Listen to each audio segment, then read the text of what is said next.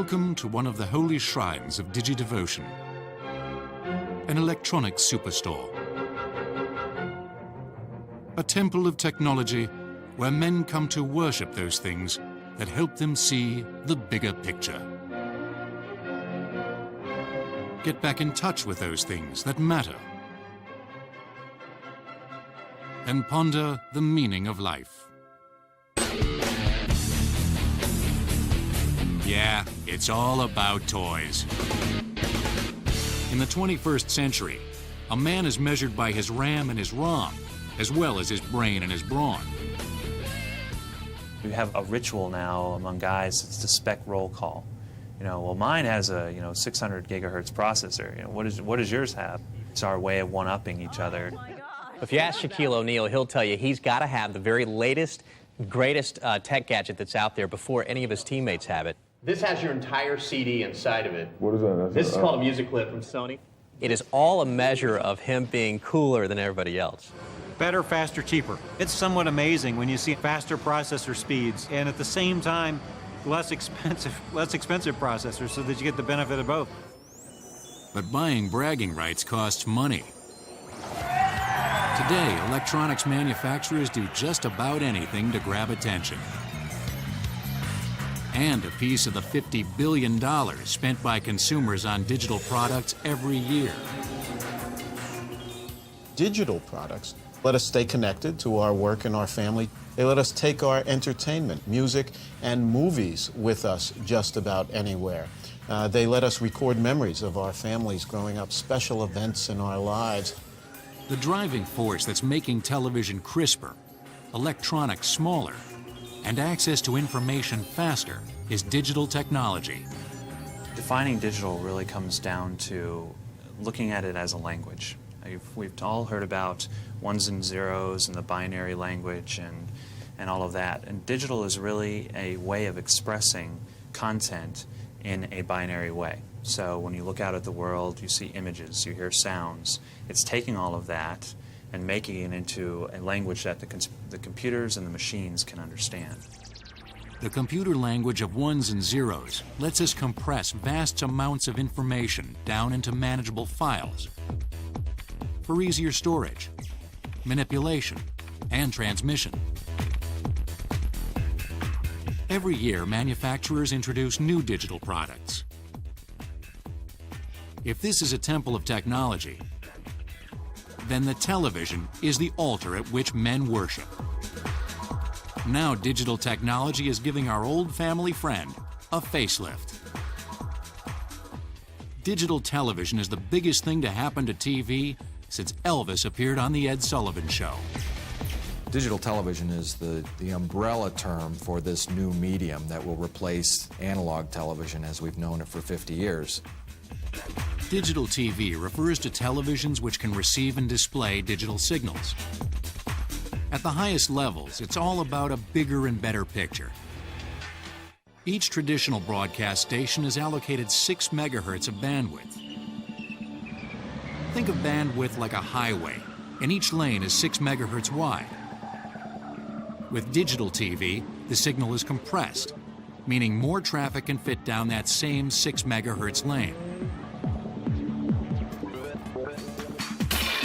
One reason it can do this is because a lot of the visual information doesn't change from frame to frame. Digital compression lets one frame of video borrow from the previous frame information that didn't change.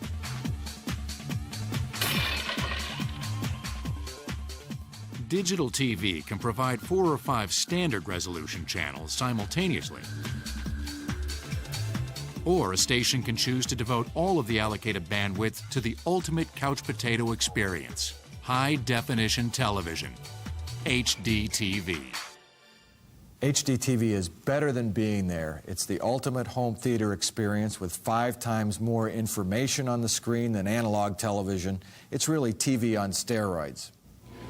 Why is digital television better? Well, there's basically 2 reasons. One is the modulation scheme. It allows for error-free transmission and reception. And the other one is the video compression, the allowing of more information to be transmitted. If we look at this comparison between standard analog television and digital television, on the analog transmission, we can get ghosts, which is a reflection of the main signals. The transmitted signal bounces off of a hill, a tree, a building, and is reflected and arrives at the receiver slightly delayed. And we get two images. The other problem that can occur with an analog receiver is snow, a weakening of the signal, which would show up as kind of a splotchy or staticky picture. We see the digital picture here. Not only is it flawless, with no interference or ghosts, those types of things, but it's a denser picture. It has more pixels, and it's a widescreen ratio. So if we compare the two, the image here is cropped and cut down. In 1996, the Federal Communications Commission accepted HD TV standards. More and more networks are offering HD TV programming, at least part of the time. Over the next 10 to 15 years, all broadcast TV will be digital. That means you're going to have to get rid of Old Faithful or buy a set-top box to convert the digital signal. But digital television isn't the only reason people are demanding better TV monitors. Another digital device introduced in the mid-1990s has become the fastest-selling consumer electronic product in history. The DVD is an optical disc, and in many ways it looks like a CD.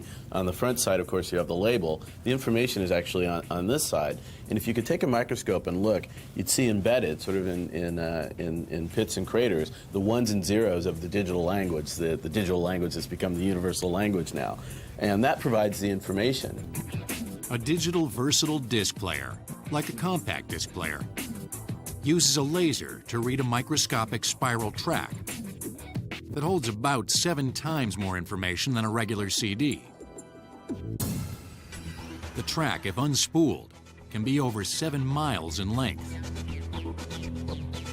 Unlike a CD, some DVDs have more than 2 layers and use a smaller laser track to cram more information onto the disc. That's why you get all those added features, such as director commentaries and deleted scenes. And if you're comparing DVD to VHS, there's really no comparison. DVD offers a much better picture. 480 lines of resolution, as opposed to 240 or 250 lines with VHS. The problem with the VHS tape is it was great when it came out, but this tape that's inside here, it only lasts like 20 years, and then the picture fades. And guess what? The dog can bite this up. I can just destroy this super easily. A DVD, on the other hand, will last a very long time. It has an acrylic coating on the outside. There's aluminum on the inside and also carbon. It is very, very difficult to break this. And if you don't damage it, you can keep it up on your shelf and it will last hundreds and hundreds of years. The DVD recorder will take away the VCR's last advantage. Also threatening the VCR's 30-year reign is the recent introduction of another digital wonder, the PVR, the personal video recorder. TiVo, Replay TV, and others offer set-top boxes, which are basically computer hard drives that digitally record TV programming. So you get that great, clear digital picture. They have a commercial skip function. It allows you to pick a program guide. Let's say that I'm a big fan of Star Trek. It'll find all that content and automatically record it for me. Some PVRs allow you to share programming with other PVR owners. That's great news for Trekkies everywhere. But networks are worried you'll skip those things that keep them on the air. And studios are worried you'll never rent another DVD. As sharing programming becomes as easy as downloading MP3 files. But these types of issues are nothing new. The VCR faced similar attacks in the late 1970s. The motion picture industry sued Sony, maker of the Betamax VCR, to try to stop VCR manufacturing. But in January 1984, the U.S. Supreme Court ruled that private home videotaping did not constitute copyright infringement. Will history repeat itself with a PVR? Stay tuned. One day, maybe in the next 5 years, a high-res digital TV monitor will cover your entire living room wall. But historically, digital technology has been all about miniaturization. We have to be cool, and we do want the biggest hard drives and the most powerful, and we also want the smallest. This is the only place where men argue mine's smaller than yours in wireless phones. One way to understand how far digital technology has come is to look back at the first electronic digital computers. The first Univacs had the computing power of your $10 digital watch. Yeah, it was really low. Now they're classic dinosaurs, big, slow, and extinct. What truth spurred their invention? Easy. Math is hard.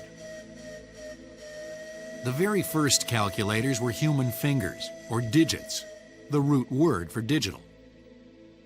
Digits work well until you run out of fingers and toes. To help keep track of larger numbers, the ancient Chinese used an abacus.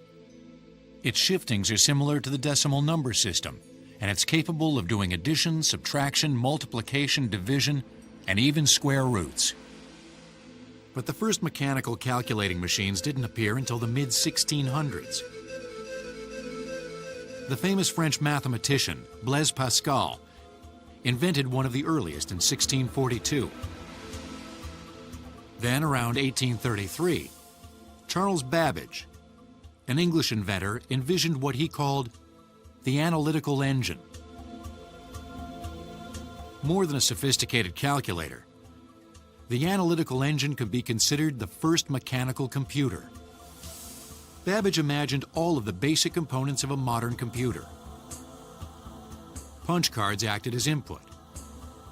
Calculations were done automatically by the mill, an early central processor, by spinning hundreds of intricate gears, shafts, and number wheels. But Babbage never built the machine. His proto-computer crashed before he could complete it. A victim of imprecise tools and a lack of funding. It wasn't until much later that World War II helped spawn the first true electronic digital computers. One of the earliest in America was the Electronic Numerical Integrator and Computer, better known as ENIAC.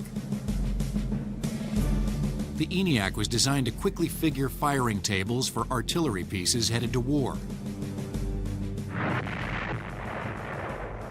Firing tables allowed gunners to correctly aim their guns in different ranges, altitudes, temperatures, and wind conditions. The ENIAC was about 19,000 vacuum tubes. It required an enormous amount of people to maintain it and run it. ENIAC was huge, 100 feet long with a weight of 30 tons.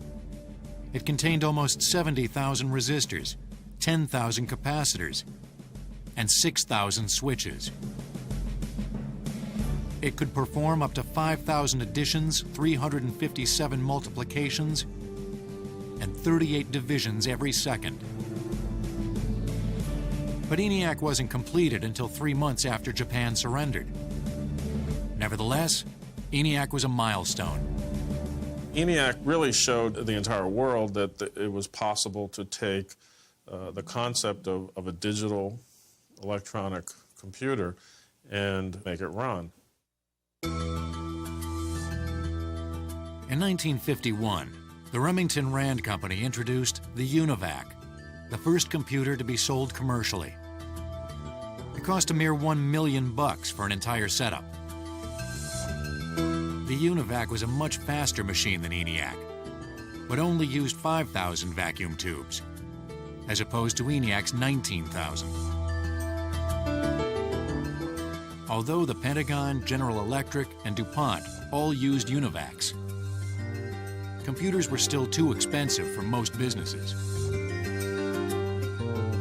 It would take two little inventions, the transistor and the integrated circuit, to shrink the price tag and the size of the computer itself. In 1959, Robert Noyce and Jack Kilby engineers for rival transistor manufacturers independently came up with breakthroughs that led to the same revolutionary idea: an entire network of electronic components, transistors and all, incorporated onto a single chip of silicon. We took out all the sun lamps and the heat generated by the vacuum tubes, and you reduce the power requirements, but at the same time you're increasing the speed. But what really made the computer a ubiquitous device was the advent of the microprocessor. Basically, an entire computer on a chip. Working with a Japanese company on a new line of high-performance programmable calculators, Intel introduced the 4004 chip in 1971. The $200 chip delivered as much computing power as the ENIAC did in 1945. The 4004 opened the door to the personal computer revolution. As chip prices came down, a few inexpensive build-it-yourself computer kits started appearing on the market. The Altair was one of the early kits introduced in 1975. It was touted as the world's first mini-computer kit to rival commercial models. At $400 per kit instead of $25,000 for a commercial computer, the Altair generated a lot of interest. This is an Altair 8800 computer, and to program it, you had to flip these switches 8 at a time relatively quickly in order to have it do what you wanted it to do. Each flip of the switch represented one bit of information. It was capable of running word processing programs and accounting programs. This was really the computer that started the personal computer revolution in the United States. Obviously, the term computer-friendly would have to wait. But two guys from San Francisco wanted to change that. Steve Jobs sold his Volkswagen, and Stephen Wozniak sold his HP calculator to finance the Apple company and introduced the Apple II computer in 1977. It was a plug-and-play device with no wires to solder. It was also reasonably priced at $1,200. The Apple II was a huge hit. Soon other companies introduced competing products. Hoping to take a big blue bite out of Apple's market share, IBM introduced their version of a personal computing device, simply known as the PC, in 1981. Then the digital dam really burst.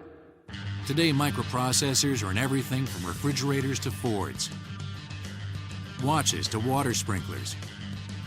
They are the on-ramps to the information superhighway.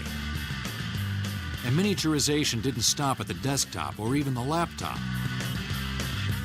Some of the most popular digi-devices today can fit in your shirt pocket.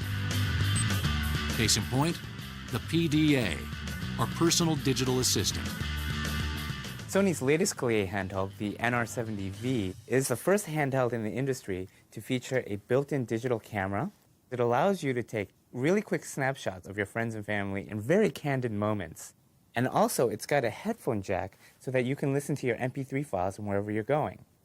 And because the MP3 files are stored on these tiny little memory cards, you can take them wherever you go. This might be the latest technology, but the PDA revolution started around 10 years ago.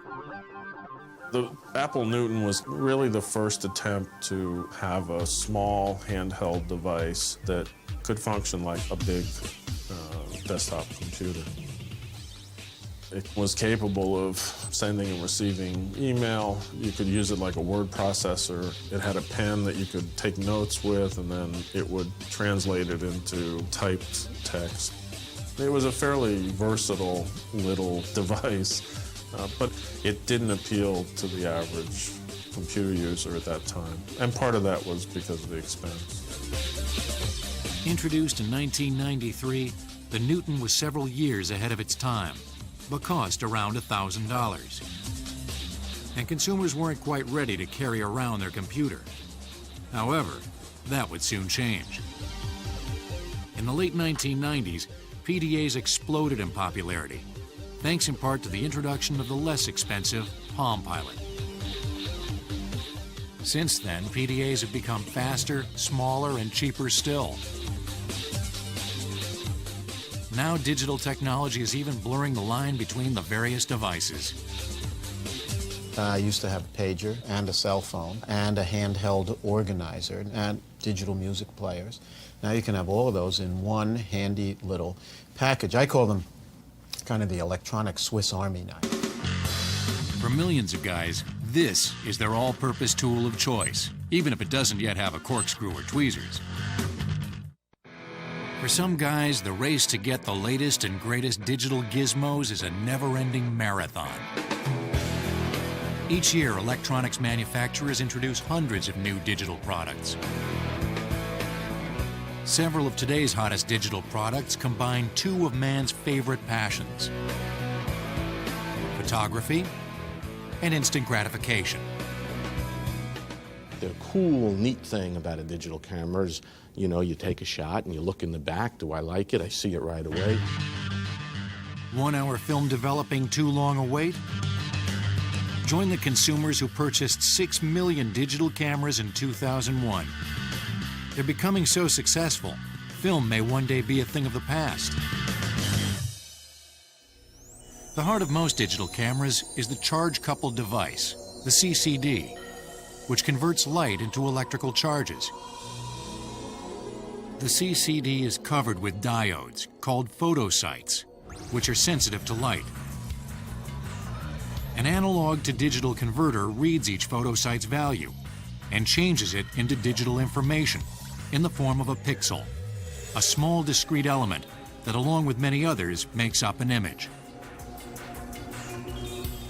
It might seem like the newest technology, but the roots of digital photography date back over 30 years.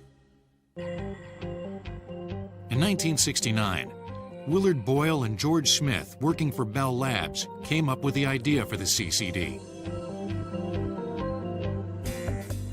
Hoping the CCD could one day produce high-resolution still images, NASA and other government agencies poured money into improving it.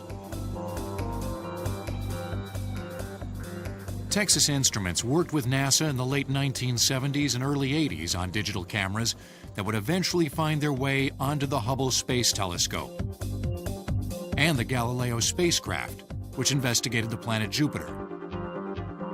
The Galileo orbiter produced the equivalent of a 2.5 megapixel image. Photos that were out of this world. By the mid-1990s, people on this planet also had access to digital cameras. In 1994, Kodak manufactured and supplied the world's first completely digital consumer camera to Apple Computer, the Apple QuickTake 100. It was around $1,000, so it was still a little expensive, and you really didn't, know what you had. It's like a traditional camera. The next step in digital cameras was the Casio QV10. This came out in March 1995, and what we did is added an LCD screen on the back, so that when you take a picture, you can actually know you took a good picture. If you didn't like it, you deleted it. In a few short years, the resolution of digital cameras increased dramatically. Digital cameras are rated by megapixels. That's the number of photosites on each CCD. The higher the megapixel rating, the higher the resolution. Experts say a 2 megapixel camera will produce a suitable 5x7 image. Although it would take a 6 or 7 megapixel digital camera to approximate the true resolution of a 35mm film camera, a 4 megapixel camera is sufficient for 8x10 enlargements. Cameras are just getting much smaller and easier to use. This is the Casio Exelum camera. It is 1/2 inch thick. It is the size of a business card, basically. 2 megapixel lens. This is about 7 to 8 times more resolution than the early digital cameras. Even higher megapixel cameras are getting smaller and providing more options.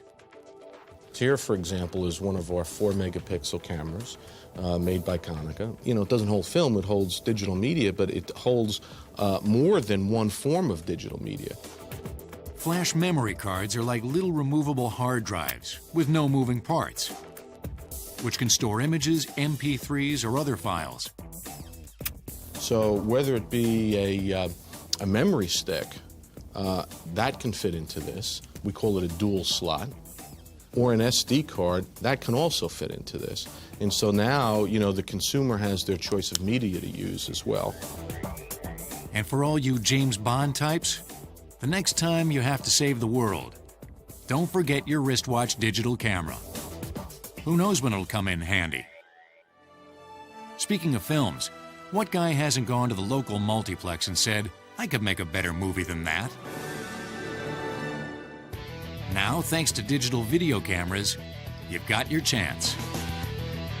The digital camera is enabling people to become Steven Spielberg overnight. You're seeing people who are able to get a camera, go out on the street, tell their own story, share it on the internet, share it with a friend, put it on a CD, put it on a DVD, share it with the world, and get discovered in Hollywood. Well, it might take a little more than that, but it's certainly getting easier to make a movie. Sony Electronics introduced the first mini DV camcorder, the DCR VX1000, in 1995. This camcorder revolutionized the consumer camcorder market because it provided an ultra-compact format offering high-quality digital video and CD-like sound. When the DCR VX1000 was introduced in 1995, it cost around $4,000. But it recorded on digital tape, which is about 1/10 the size of a VHS tape, yet had over twice the resolution. Since then, cameras have gotten even smaller.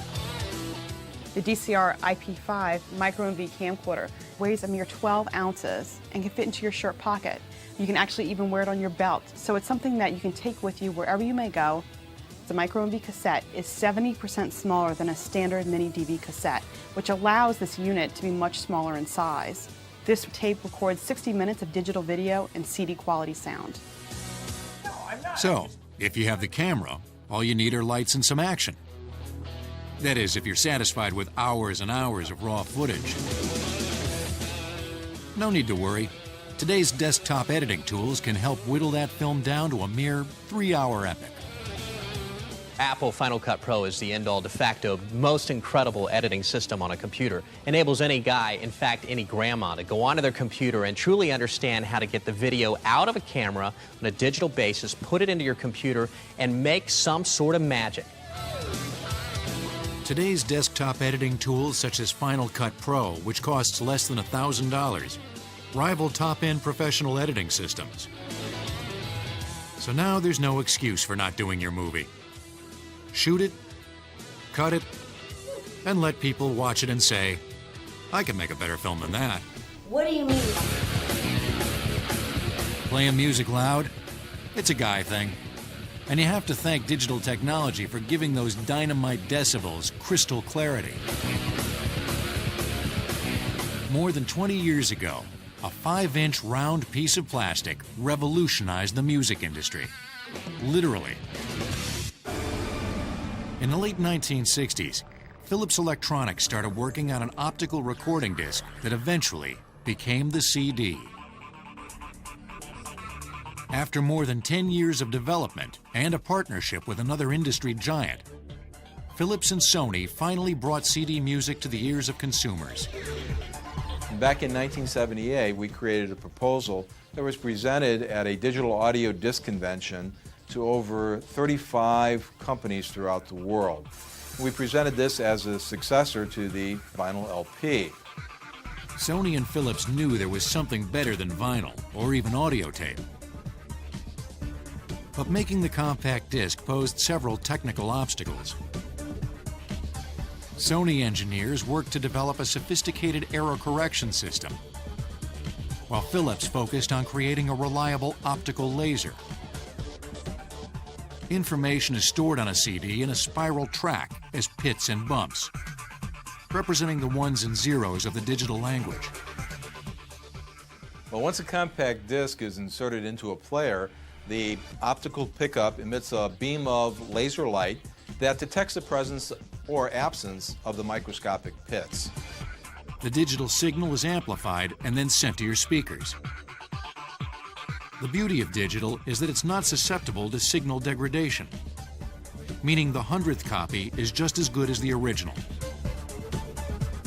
With analog audio, music is reproduced in a series of waveforms, now each of which varies in frequency and loudness. In contrast with digital audio, each waveform is captured or sampled over 44,000 times per second. And then we assign each sample a quantity value of up to 16 bits. The compact disc itself is made by pressing a clear piece of polycarbonate plastic in a die which embeds the microscopic pits. A thin layer of aluminum goes on next to reflect the reading laser light. A protective acrylic layer is then sprayed on and the label goes on over that. In 1982, the compact disc player hit the shelves. Although only 35,000 units were sold in the US that first year, the CD player has been climbing up the charts ever since, with total sales of more than 1 billion worldwide today. The CD revolutionized the quality of personal audio. But one invention in the 1990s transformed the way millions of people shared music.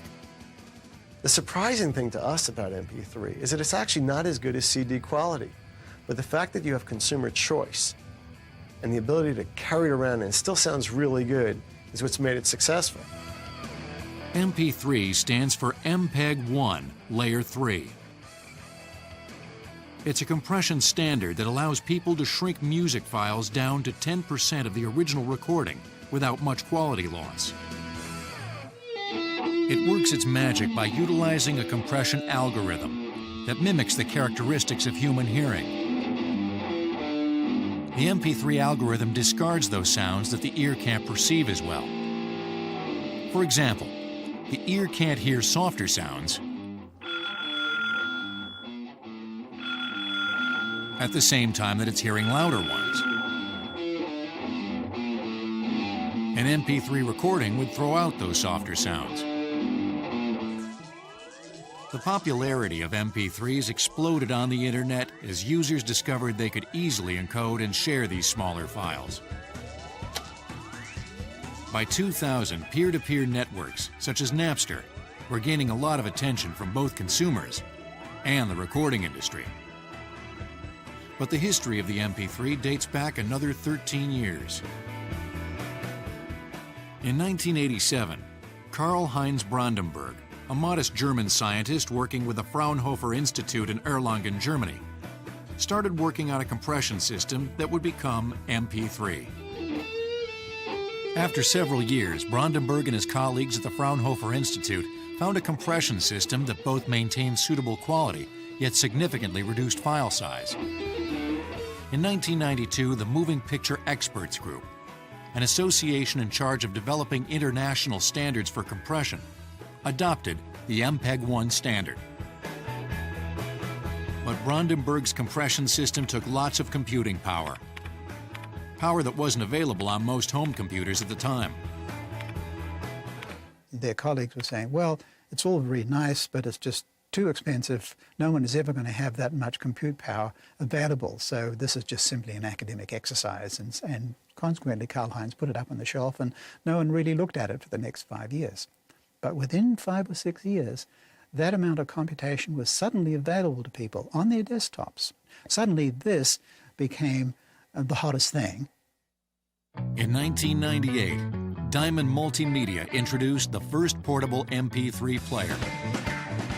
There came the huge revolution of MP3 players. Instead of wearing a cassette player or a CD player when you go running, now everybody's got a little tiny micro digital MP3 player on their sleeve, on their wrist, on their arm, and that stores music that you can play back just about anywhere you want. There are even MP3 watches. And the next generation of music compression promises even greater potential. Barry Vercoe, working at MIT's Media Lab, was a big contributor to the MPEG-4 audio format.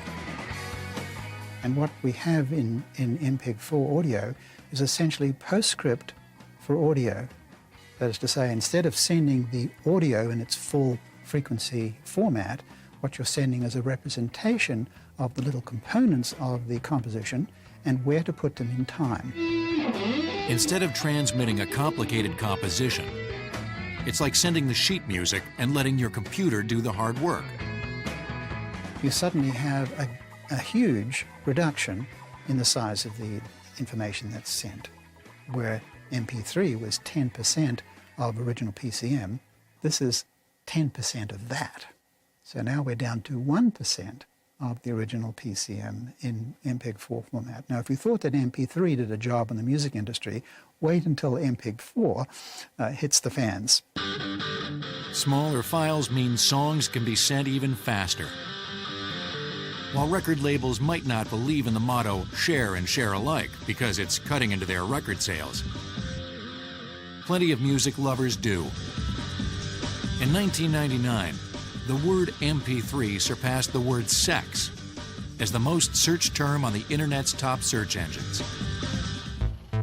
Welcome to the Massachusetts Institute of Technology in Cambridge, Massachusetts. Here at the Media Lab, technology is born. Students work at computer screens with an apple in one hand and the next revolutionary digital technology in the other.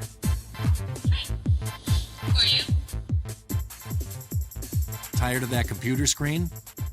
How about a tangible interface instead? The idea of tangible interfaces is that we're bringing digital information out into the physical environment. So rather than working with conventional graphical user interfaces and keyboard and mouse, sort of generic controllers that let you control a large variety of applications on the computer, we're bringing digital information into physical objects that we can manipulate with our hands and sort of spreading it onto surfaces and into spaces. I've developed this tangible interface platform for exploring multiple viewpoint stories. So here I'm using physical pawns as a means of interacting with a story. So I have these graspable objects that are wirelessly sensed on this interaction surface. And as I place, each one represents a character. So if I want to see where two characters' stories overlap, I can simply touch them together. So there's actually not a great deal of overlap between those two at the moment. This fourth object here, the lens-like object, is actually a selection tool that lets me view the content from each of the clips. And it'll play back on the monitor here. That's my house. It has no shape to it. It's like a big giant square. It kind of combines both sort of a game board with a more storytelling side, kind of conventional cinema. Can't get a song out of your head? Why not search for it online? Don't remember the title? No problem. The system we built is called a query by humming system. It allows the user to search for music by humming the melodies. The first step is I record my hummed query. Da da da da da da da da da da da da da da da. The computer will try to compute the pitches of each note and the beats automatically in real time. Now I got the right result.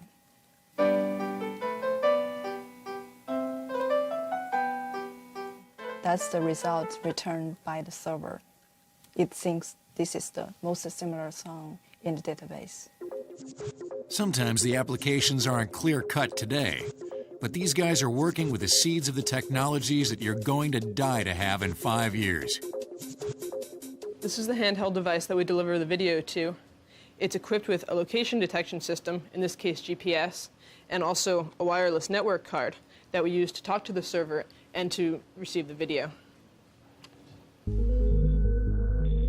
A person's position would trigger streaming video. Ideal if you're needing information about a restaurant you're standing in front of, or in this case, for entertainment purposes. The idea behind this murder mystery story is that you follow different characters around campus and try to determine who killed this professor. So each clip is associated with a location, which is associated with GPS coordinates. New clues and characters will be fed to the device depending on your location. But entertainment is only one application for this type of program. The MIT Media Lab has been working on the concept of location-aware video streaming for several years. In the future, knowing about the world is very different because this media will exist out there and you can actually know about things as you're about to ask the question about them. We drive through landscape These are beautiful landscapes, but we know very little about them. What if in your car that will be instrumented with viewable apparatus, your kids could actually hear about a fossil that was found in rock that you're driving through 363 million years ago? It's like knowing the answer before asking the question. By knowing where a person is in time and space, a computer could feed audio and visual information to a person about anything and everything around them. You wear a pair of glasses. That glass has a viewable screen positioned right here. That screen is see-through, so when you're looking at an exhibit, you see that exhibit fully. But when you want to see a background piece on that exhibit, it comes to you, and you see that in the little screen. Now the push is to connect everyone using wireless technology. Here's one of the latest inventions to combine the wireless concept and miniaturization. It's what's called a wearable computer. A small computer similar to a PDA provides internet access and other applications. Those fashionable glasses contain a display screen, and the small device she's holding is a one-handed keyboard. But future digital devices won't necessarily be ones you wear. They may well be part of you, literally. Before long, you might be able to buy an ocular implant to improve your vision. How about a molar phone implant? Students at the Royal College of Art in London are working on it. So maybe digital boys' toys help define who you are. But in the future, they just might be who you are.